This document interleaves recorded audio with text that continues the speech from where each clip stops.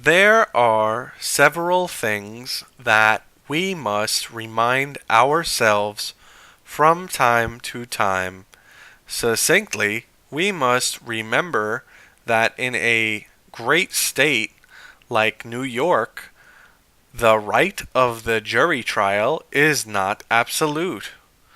In New York City, a person charged with a B misdemeanor can be forced to trial by judge as opposed to trial by jury. This trial by a judge is also called a bench trial. This can be confusing for a layperson like myself because we are taught that in America a person must be found guilty by a jury of his or her peers before he or she may be convicted of a crime.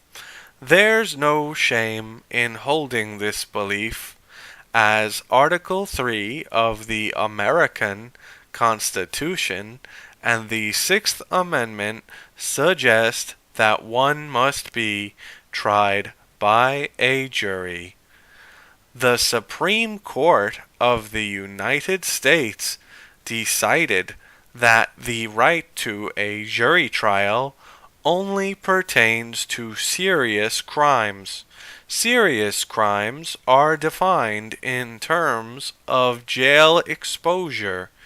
If the potential jail time is 6 months or less, a crime is not serious and so does not need to be tried by jury.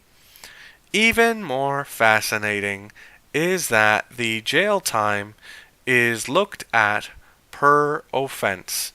So, if someone is charged with and convicted of 21 B misdemeanors and sentenced consecutively as opposed to concurrently, that person could theoretically go to jail for 10 years without a trial by jury.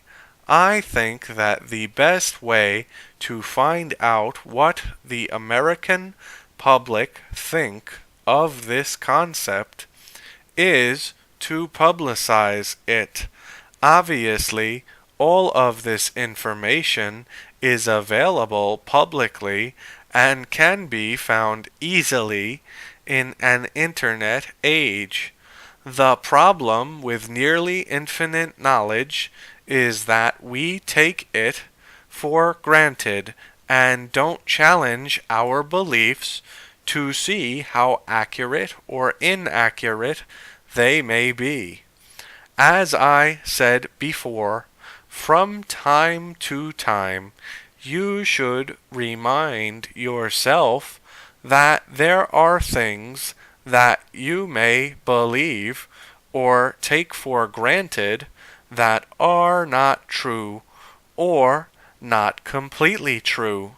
Ignorance certainly has its place in life, and we cannot always search for every answer all the time. But it is worthwhile, from an academic and philosophical perspective, to question yourself, question what you believe. When you are finished questioning all of that, question it again. Great things can come from an inquiring, honest mind. One does not need to be a genius in order to innovate. One need only be reliable, persistent, and considerate to become an agent of change in the local, state, national, or even international communities.